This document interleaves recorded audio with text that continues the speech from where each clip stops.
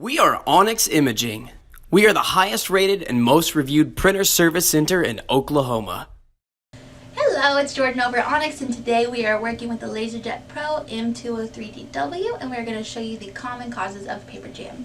So first, you're just going to open this up, and whenever you're putting in new paper, you're just going to want to take out all the paper that's in it already, and then fan it out just so it's not stuck together, and then you'll put it back in. You also want to make sure that it's not overflowing these max level indicators right here.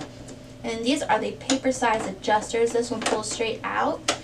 You want to make sure that those fit the same paper size that you are using. And this blue one moves the width as this one does the height. And that is everything. If you guys need anything else, just give us a call and you have a great day. Thank you for watching. If you're interested in how you can receive free labor on all of your service calls, as well as how to qualify for free printer upgrades, contact us today. We are here for all of your printer and office supply needs.